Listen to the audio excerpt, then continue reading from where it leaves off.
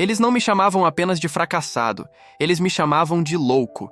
Houve jantares em que meu pai sugeriu, com a voz mansa de quem fala com um doente mental, que eu procurasse ajuda psiquiátrica para tratar minhas fantasias de grandeza. Mas enquanto eles debatiam minha sanidade na mesa de jantar e riam das minhas alucinações digitais, meu saldo bancário crescia silenciosamente para números que eles levariam 3 vidas para acumular. A ironia suprema é que, no final, a única coisa que separava minha família da ruína total era justamente a minha loucura. E eu estava prestes a decidir se eles mereciam a cura ou se eu deveria deixá-los apodrecer na sanidade medíocre que tanto veneravam. A minha doença, segundo o diagnóstico não solicitado do meu irmão André, era uma desconexão com a realidade. Eu passava dias trancado no quarto, falando sozinho, enquanto testava comandos de voz, cercado por servidores que zumbiam e aqueciam o ambiente como uma sauna. Para eles, aquilo era o comportamento de um desajustado, um pária que se recusava a vestir um terno e encarar o mundo real. O que eles interpretavam como delírio era, na verdade, o treinamento da Sentinela, uma inteligência artificial preditiva que eu estava desenhando para caçar fraudes financeiras em tempo real. Quando eu tentava explicar, com o brilho nos olhos de quem vê o futuro, que aquele código valeria milhões, eles trocavam olhares de pena. "Está vendo, pai?" André sussurrava alto o suficiente para eu ouvir. Ele vive num mundo de faz de conta. É triste. A gota d'água dessa dinâmica aconteceu numa tarde de sábado. Eu estava na cozinha, tomando café, exausto após uma maratona de codificação de 30 horas, quando meu pai entrou com um folheto na mão. Ele o colocou sobre a mesa, empurrando-o suavemente na minha direção com um indicador. Era o panfleto de uma clínica de reorientação de carreira e saúde mental. Ele suspirou. Aquele suspiro pesado e teatral de um mártir. "Lucas, nós estamos preocupados. Você tem 25 anos e conversa com máquinas. Você fala de blockchain e redes neurais como se fossem deuses. Filho, isso não é saudável. O André conseguiu uma vaga para você no arquivo morto do escritório dele. É um trabalho simples, repetitivo, bom para acalmar a sua mente. Pare com essa loucura antes que você perca o pouco de juízo que resta." Eu olhei para o folheto, depois para o rosto do meu pai, cheio de uma compaixão condescendente que me dava náuseas. Naquele exato momento, a sentinela estava rodando uma simulação em segundo plano no meu celular, interceptando uma falha de segurança num banco de investimentos que me renderia, apenas como recompensa de bug bounty, o equivalente a 5 anos do salário dele. Eu tive vontade de rir. Uma risada histérica, maníaca, exatamente o tipo de risada que confirmaria as suspeitas deles. Mas eu me segurei. A loucura era o meu escudo. Se eles achavam que eu era inofensivo e delirante, nunca veriam o que estava por vir. Eu peguei o folheto, amassei-o devagar e joguei no lixo. "Vou pensar na sua oferta, pai", disse, com a voz neutra. "Mas acho que minhas máquinas ainda têm muito a dizer." Ele saiu da cozinha balançando a cabeça, convencido de que eu era um caso perdido. Ele não sabia que o louco da família já era o dono do jogo. Ele apenas ainda não tinha percebido que era uma peça no meu tabuleiro. O palco para a minha destruição pública foi o jantar de noivado de André. O evento foi realizado nos jardins da mansão dos futuros sogros dele, uma família de aristocratas do mercado imobiliário que meu pai estava desesperado para impressionar. Eu fui instruído a usar um terno azul marinho e, especificamente, a manter a boca fechada sobre computadores. A noite parecia correr bem, com garçons servindo champanhe e risadas polidas ecoando pelo gramado, mas eu sentia uma vibração estranha no bolso do meu paletó. Meu celular não parava de receber atualizações criptografadas. A rodada de investimento tinha sido fechada. O contrato final estava na minha caixa de entrada, aguardando apenas a minha assinatura digital para liberar um capital que transformaria minha alucinação em uma das startups mais valiosas do país. Eu estava tremendo, não de medo, mas de adrenalina. Eu precisava contar a eles. Na minha ingenuidade estúpida, pensei que aquele cheque de 8 dígitos seria o atestado de sanidade que faria meu pai finalmente me olhar com respeito. Esperei um momento de calmaria, quando meu pai estava sozinho perto da mesa de buffet, e me aproximei. "Pai!" eu disse, tentando controlar a euforia na minha voz. "Eu tenho uma novidade, uma grande. Aquela fantasia que vocês diziam. Bem, ela acabou de se tornar muito real. Eu fechei o contrato." Ele me olhou, mas não vi orgulho. Vi pânico. Ele segurou meu braço com força, os dedos cravando no tecido do terno. Lucas, pelo amor de Deus. Ele sussurrou, os dentes cerrados num sorriso falso para os convidados que passavam. Hoje não. Não tenha um dos seus surtos hoje. O sogro do seu irmão está nos observando. Se você começar a falar de dinheiro imaginário e invenções malucas, eu juro que interno você amanhã mesmo. Engula essa loucura e sorria. Ou vá para o carro. Eu recuei, chocado. A verdade estava ali, no meu bolso, mas ele se recusava a vê-la porque a narrativa da minha insanidade era mais confortável para ele do que a minha competência. Mas o golpe final veio minutos depois. André pegou o microfone para fazer o brinde aos noivos. Ele estava radiante, o centro das atenções. Ele agradeceu aos pais, à noiva, e então, seus olhos encontraram os meus no fundo do salão. Um sorriso cruel se formou em seus lábios. E eu quero agradecer ao meu irmãozinho, Lucas. Ele disse no microfone, a voz amplificada ecoando pelo jardim, que mesmo vivendo no mundinho dele, fez o esforço de vir ao mundo real hoje para nos prestigiar. Família é isso, gente. É amar até aqueles que não têm a mesma conexão com a realidade que nós temos. Um brinde à paciência. A risada foi geral. Risadas benevolentes, de pena. Eles brindavam a minha doença como se fosse um animal de estimação problemático. Naquele momento, algo morreu dentro de mim. A necessidade de aprovação, o desejo de mostrar o contrato, a esperança de ser aceito, tudo virou cinzas. Eu não senti raiva. Senti uma clareza gelada. Virei as costas e caminhei para a saída sem dizer uma palavra, enquanto os aplausos continuavam. Entrei no meu carro, tranquei as portas e o silêncio me envolveu. Tirei o celular do bolso para assinar o contrato que mudaria minha vida. Mas uma notificação vermelha da sentinela piscava na tela, sobrepondo tudo. O algoritmo, que eu deixara rodando em modo de varredura profunda, tinha acabado de encontrar uma anomalia gravíssima. Não era uma fraude qualquer. A IA tinha detectado um desvio massivo de fundos e lavagem de dinheiro, e o rastro digital não levava a um hacker anônimo na Rússia. Ele levava diretamente aos servidores da empresa do meu pai e à conta pessoal do meu irmão. Eu olhei para a festa iluminada pelo retrovisor e sorri. Eles achavam que eu era louco, mas a minha loucura acabara de me entregar a arma do crime deles. Nos meses que se seguiram àquela noite no jardim, eu desapareci do mapa deles. Troquei meu número de telefone, mudei-me para um apartamento de segurança máxima no centro financeiro e me tornei um fantasma. Para minha família, o meu silêncio confirmava a tese deles. Lucas finalmente tinha surtado de vez. Provavelmente estava internado em alguma clínica pública ou vivendo de favor em algum porão sujo, envergonhado demais para encarar a gente de sucesso. As poucas tentativas de contato que chegavam até mim vinham por e-mail, sempre com aquele tom de caridade tóxica. Minha mãe escrevia perguntando se eu estava tomando os remédios direitinho e se precisava de dinheiro para a comida. André, sempre magnânimo, mandava mensagens curtas dizendo que a oferta de emprego no arquivo morto ainda estava de pé, caso eu decidisse voltar para a realidade. Eu nunca respondi. Eu não tinha tempo. A realidade deles estava prestes a colidir com a minha, e eu estava ocupado demais construindo o muro de contenção. Enquanto eles imaginavam minha decadência, a sentinela se tornava uma lenda no mercado financeiro. Com o aporte milionário, minha startup saiu do quarto de hóspedes para ocupar 2 andares de um prédio comercial de vidro e aço.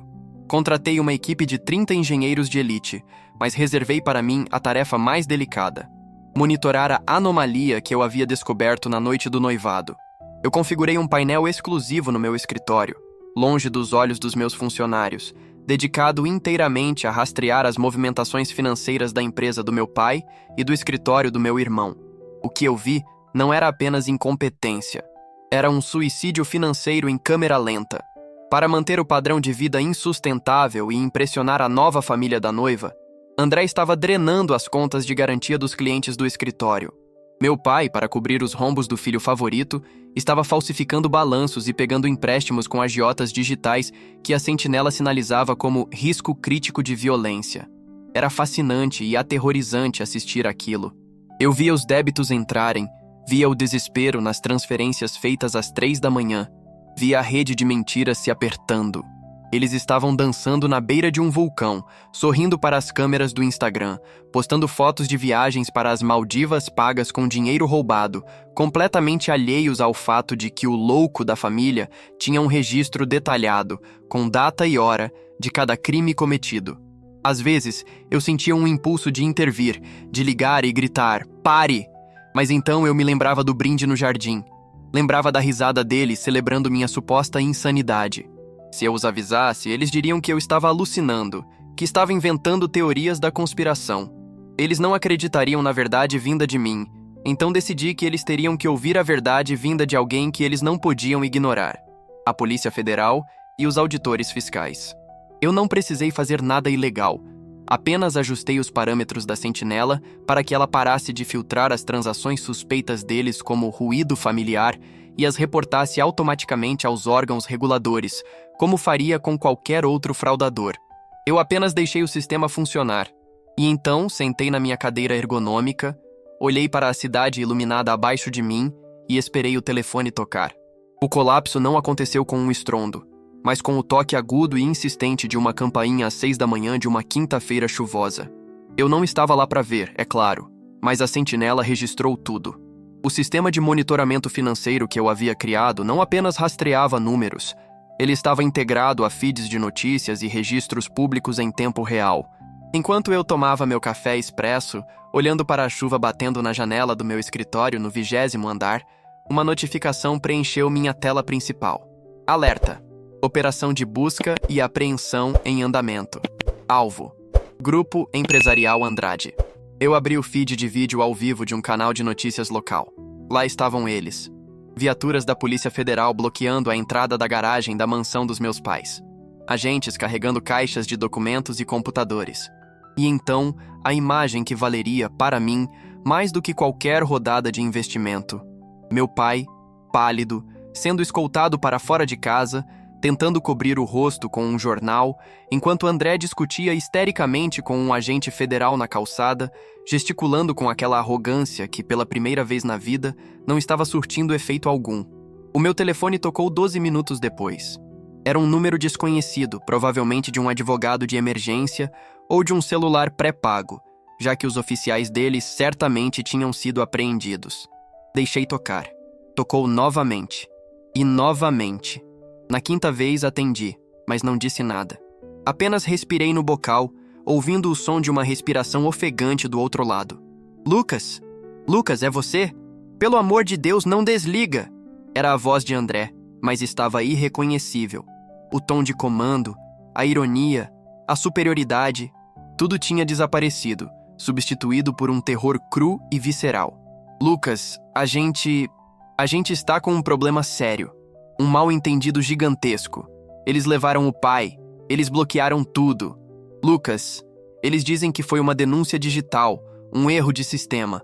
Você entende disso, não entende? Você entende dessas coisas de computador."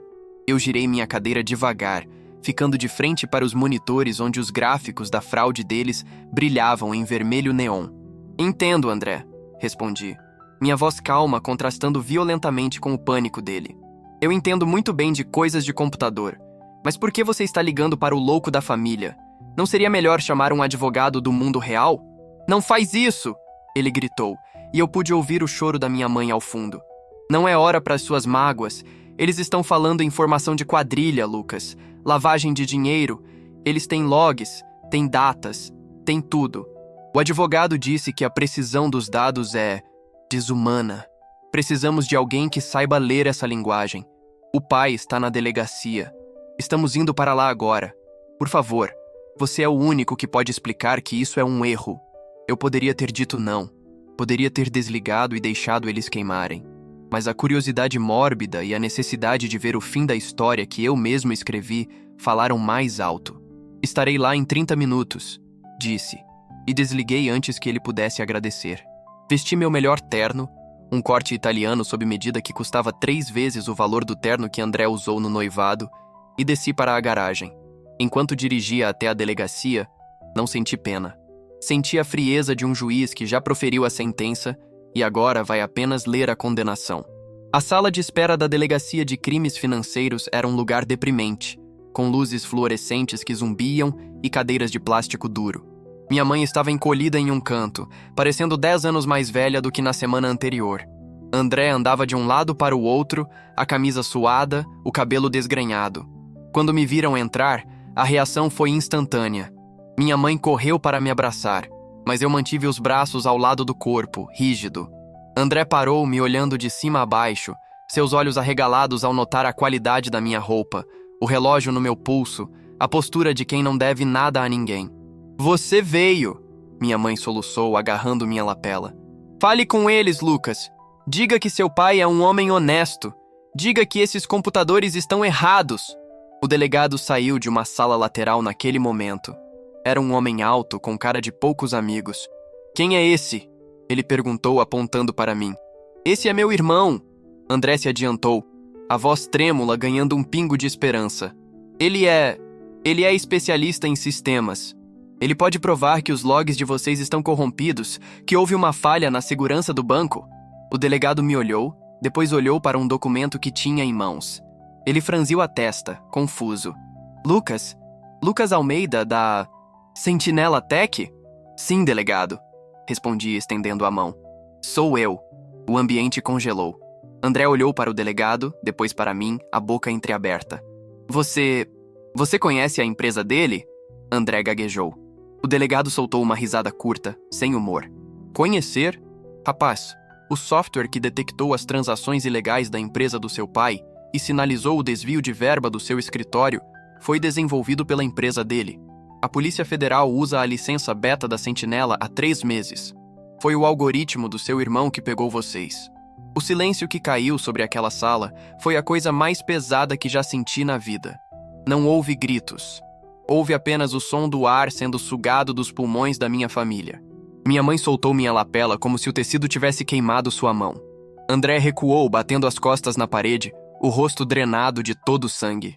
Você... André sussurrou, a voz sumindo. Foi você? Você nos denunciou? Eu ajeitei os punhos da camisa, encarando-o nos olhos. Não, André. Eu não denunciei ninguém. Eu criei um sistema para pegar criminosos. O fato de o sistema ter pego vocês é apenas uma consequência das escolhas que vocês fizeram. Vocês não disseram que eu precisava encarar a realidade? Pois bem, a realidade é que a Sentinela não tem favoritos, não tem família e não aceita suborno. Ela só vê a verdade. E a verdade é que vocês roubaram. A porta da sala de interrogatório se abriu e um agente trouxe meu pai. Ele estava sem gravata, despenteado, com o olhar perdido de um homem que viu seu mundo desmoronar. Ele olhou para a cena.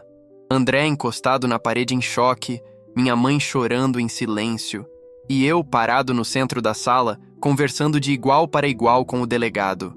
O que está acontecendo? Meu pai perguntou, a voz fraca. André olhou para o pai e então apontou para mim, o dedo tremendo violentamente.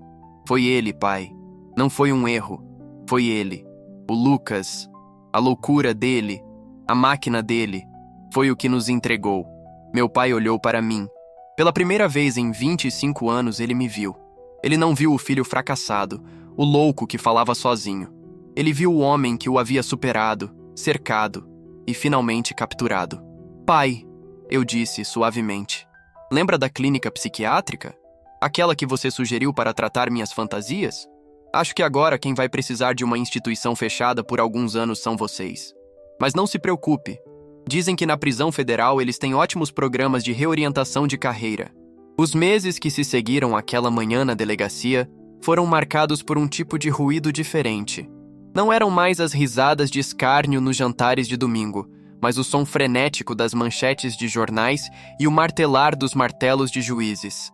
A queda da Casa Andrade foi tão pública quanto eles sempre desejaram que fosse o sucesso deles. A ironia cruel é que, finalmente, eles conseguiram a fama que tanto buscavam, mas não nas colunas sociais, e sim nas páginas policiais.